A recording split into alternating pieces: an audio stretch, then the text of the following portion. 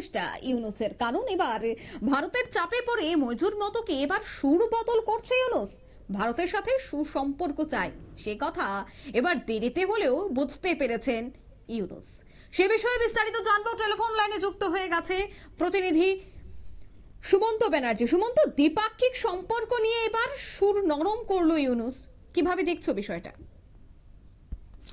দ্বিপাক্ষিক সম্পর্ক নিয়ে তাদের সুর নরম করতেই হতো, কারণ ভারত ছাড়া তারা যে চলতে পারবে না সেটা কিন্তু একেবারেই পরিষ্কার। কারণ আজকে সারা বিশ্বের যতগুলো দেশ আছে বেশিরভাগ দেশগুলোই কিন্তু ভারতের সঙ্গে যে বন্ধুত্ব সেটাকে তারা আরো মজবুত করতে চায়। সেই জায়গায় দাঁড়িয়ে বাংলাদেশের যে এই ধরনের কার্যকলাপ সেটা যে কোনোভাবেই ভালোভাবে যেত না এবং সেটা যে তাদের দেশের জন্য একটা ব্যাকফায়ার হতো সেটা অন্তত তারা আগেই বুঝতে পেরে গেছিল।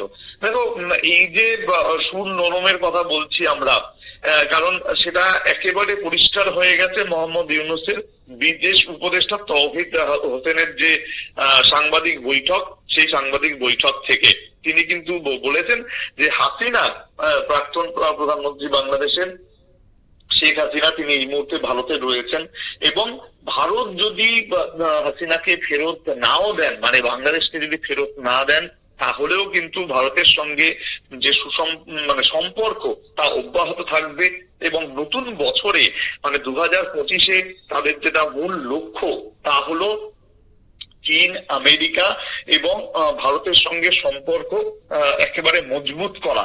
এই তিনটে দেশ যে তাদের জন্য কতটা ইম্পর্টেন্ট, বা সারা বিশ্বের কাছেও যদি দেখা যায় বেশিরভাগ দেশগুলোর কাছেই কিন্তু এই তিন দেশের গুরুত্ব ভীষণ বেশি।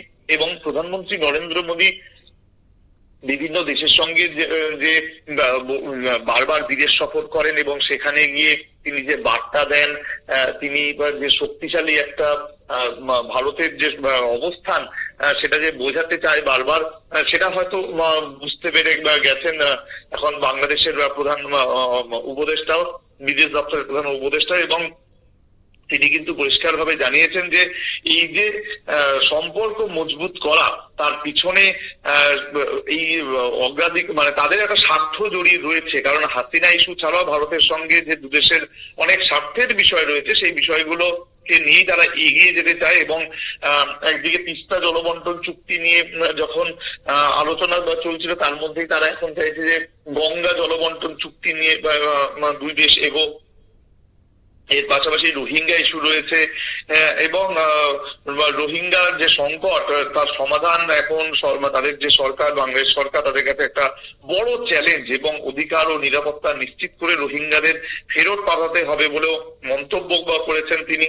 এবং এরই মধ্যে যারা বিশ্লেষক তারা অন্তত মনে করছেন যে শেখ হাসিনাকে বিচারের মুখোমুখি করে আসলে বদলাই নিতে চাইছে ইউনূস সরকার। ক্ষমতায় আসার পর থেকেই দেশ থেকে মুজিবের যে স্মৃতি তা মুছে ফেলতে তৎপর বা সেখানকার অন্তর্বর্তী সরকার, এবং বিভিন্ন হাসপাতাল থেকে তাদের নাম মুছে গিয়েছে, বঙ্গবন্ধুর স্মৃতি মুছে দেওয়া হয়েছে, রাষ্ট্রপতি ভবন থেকে ছবি সরিয়ে দেওয়া হয়েছে, এমনকি মুজিবের বদলে জুলাই আগস্টে আন্দোলনের ছবি, নতুন নোট ছাপা হচ্ছে, পাঠ্য বই থেকে সরছে মুজিবের লেখা, হাসিনার ছবি।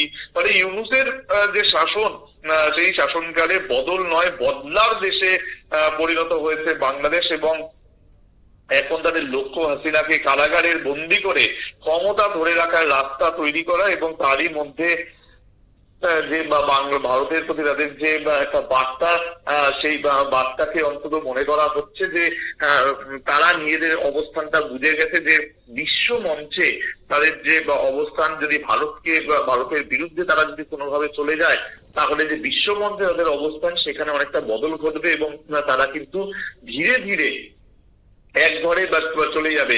এবং যদি তা হয়ে যায় তাহলে সেক্ষেত্রে কিন্তু বিভিন্ন দেশের সঙ্গে তাদের সম্পর্ক নষ্ট হলে ব্যবসা বাণিজ্য, তাদের দেশের উন্নতি, সব দিক থেকেই একটা সমস্যা তৈরি হবে। সুতরাং সমস্ত কথা তারা মাথায় রাখতে পারছে। আর সামনে দেখো 2025-এর ডিসেম্বর নাগাদ, মানে এই বছরের শেষের দিকেই তারা সেখানে বাংলাদেশে নির্বাচন হতে পারে, সেই একটা ইঙ্গিত ইতিমধ্যেই কিন্তু পাওয়া গেছে। সুতরাং বলা যেতেই পারে এই সবকিছুর মধ্যেই তারা অনেকে আবার মনে করছে যে সেখানে ইউনূস হয়তো তারা নিজেরা একটা দল গঠন করে নির্বাচনে লড়তে পারে, বিএনপি শক্তিশালী বা একটা দল এই মুহূর্তে, এবং যদি নির্বাচন হয় তাহলে বিএনপি ফের একবার ক্ষমতায় আসতে পারে বাংলাদেশের, এমনটাও মনে করা হচ্ছে। সুতরাং অনেক ইস্টার্ন বার্স রয়েছে, কিন্তু তার মধ্যে যে বাংলাদেশের সুর নরম করা নিঃসন্দেহে সেখানকার মানে তাদের দেশের জন্য এটা অত্যন্ত গুরুত্বপূর্ণ ছিল, এবং তাদের হয়তো একটু দেরিতে বোধোদয় হলো, কিন্তু এখন তাদের বিষয় হচ্ছে যে তাদের দেশের যে বর্তমান পরিস্থিতি, যে শান্তি শৃঙ্খলা, সেই সমস্ত কিছুকে নিজেদের মানে একটা কন্ট্রোলে আনা, সেখানকার যারা এখনো পর্যন্ত অশান্তিতে লেগে রয়েছে, বিশেষ করে আজকেই আমরা জানি যে চিন্ময় প্রভুর জামিনের শুনানি রয়েছে, এই বিষয়টা তাদেরকে মাথায় রাখতে হচ্ছে। তার সঙ্গে